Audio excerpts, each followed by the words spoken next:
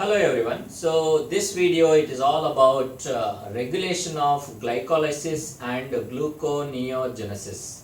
So the glycolysis and gluconeogenesis, it will be regulated at one point by a single molecule, and that is fructose 2,6 bisphosphate. So here is your fructose 2,6 bisphosphate, fructose 2,6 bisphosphate. Now this fructose 2,6 bisphosphate, it will be synthesized by an enzyme called phosphofructokinase 2. So here is the phosphofructokinase 2, and the phosphofructokinase 2, that is PFK2, it has got two functional subunit, and that is kinase subunit, and it has got phosphatase subunit. So phosphofructokinase 2, it will be either existing as phosphorylated state or non-phosphorylated state. So when it is in phosphorylated state, so it means when the phosphate is attached here, so enzymes kinase part, it will be inactive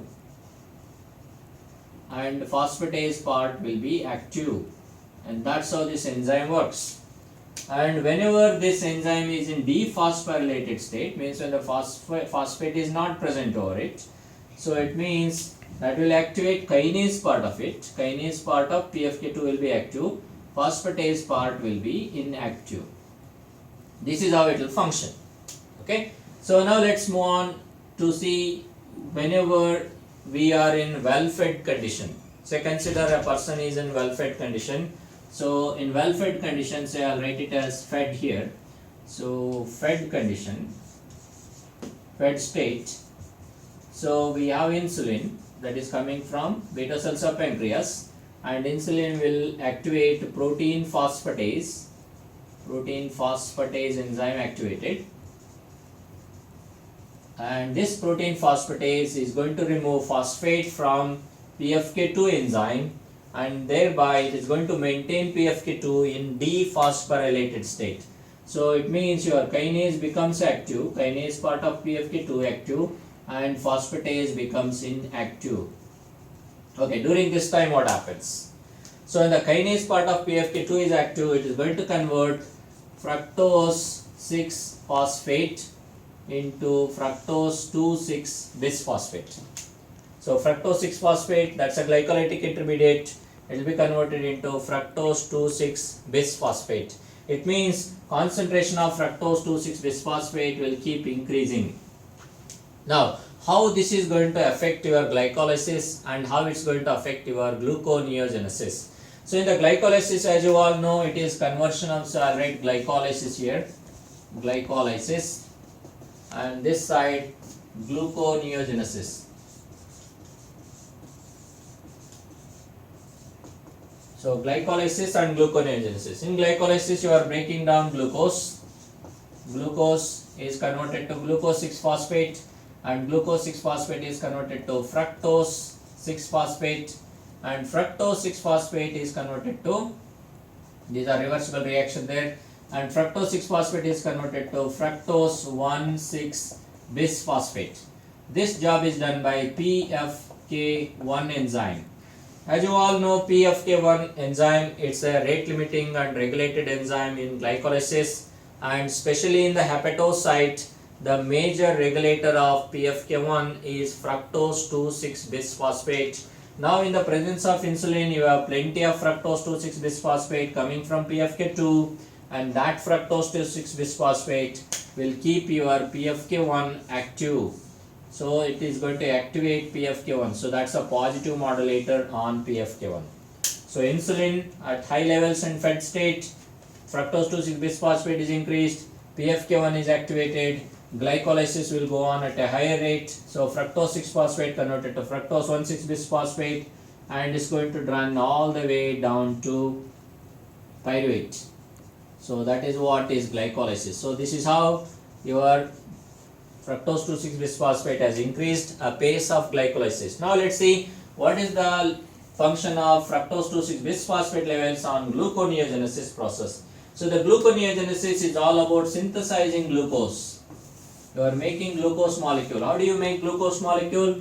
You are bringing, say, alanine and lactate, converting that into pyruvate. Say pyruvate here. I'll start from pyruvate. So pyruvate will go all the way back into glucose formation, and there will be certain hindrance there. And one of the hindrances is conversion of fructose 1,6-bisphosphate into fructose 6-phosphate, and that will be done by fructose 1,6-bisphosphatase enzyme. So that's a special gluconeogenic enzyme in gluconeogenesis coming from pyruvate into glucose. So you need a fructose 1,6-bisphosphatase, which is converting fructose 1,6-bisphosphate into fructose 6-phosphate, and that will go into glucose 6-phosphate and then into glucose. Now what is the effect of high concentration of fructose 2,6-bisphosphate onto gluconeogenic enzyme? So that will have a negative effect. So high levels of fructose 2,6-bisphosphate will have a negative effect on fructose 1,6-bisphosphatase enzyme. It means your gluconeogenesis decreases, or it will stop. Why? Because person is in well-fed condition. You have plenty of glucose. So it means you are keeping your PFK1 active via high concentration of fructose 2,6-BP, and glycolysis is going on at a faster rate. When the glycolysis is going on at a faster rate, you need to keep your gluconeogenesis halted. Why? Because this is an opposing pathway. How that is done? The same molecule, excess levels of fructose 2,6-BP coming from PFK2 kinase, keeps your glycolysis active and will keep your gluconeogenesis inactive. Okay, and that's how the regulation is done. Now let's see what happens under fasting condition, which is an opposing condition now. So during fasting condition, what happens? So let me write fasting here. Fasting state. So in fasting state, it's all about glucagon. Glucagon is increased, and that's going to increase PKA, protein kinase A enzyme. What is the job of protein kinase A? So protein kinase A is going to phosphorylate all these enzymes. So it means it is going to phosphorylate your PFK2 enzyme. So PFK2 enzyme is phosphorylated. When the PFK2 is phosphorylated, so it means your kinase becomes inactive now and phosphatase becomes active. Now what is the job of PFK2 phosphatase? So PFK2 phosphatase, what it does, it is going to take your fructose 2,6-bisphosphate and release that as fructose 6-phosphate. Basically it is converting, because it is the phosphatase, PFK2 phosphatase is active, it is going to remove phosphate attached to the second carbon of fructose 2,6-bisphosphate. That's its substrate. It's going to convert fructose 2,6-BP into fructose 6-phosphate. So with this action, what will happen? There will be drop in the concentration of fructose 2,6-bisphosphate. So when there is a decrease in the quantity or concentration of fructose 2,6-bisphosphate, it means its positive effect on PFK1 is now not there. In the same way, its negative effect on fructose 1,6-bisphosphatase is also not there.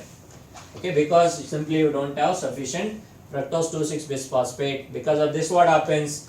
Glycolysis goes down. So entire glycolysis now decreases, whereas gluconeogenesis will increase.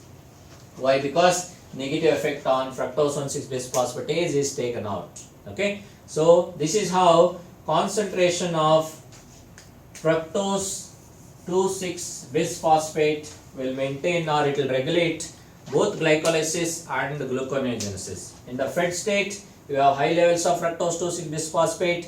That's why you are keeping glycolysis active and gluconeogenesis inactive, because it is keeping PFK1 active and fructose 1,6-bisphosphatase inactive. Whereas in fasting condition, you are keeping your PFK2 phosphorylated, and that's going to decrease the concentration of fructose 2,6-bisphosphate, making it as fructose 6-phosphate. So the concentration of fructose 2,6-bisphosphate is decreased. It means its negative effect on gluconeogenesis is taken off. So gluconeogenesis goes at a higher rate. Its positive effect on PFK1 is also taken off. So glycolysis overall decreases. So that's all about regulation of glycolysis and gluconeogenesis. So hope this video helped you to understand this concept. Thanks for watching.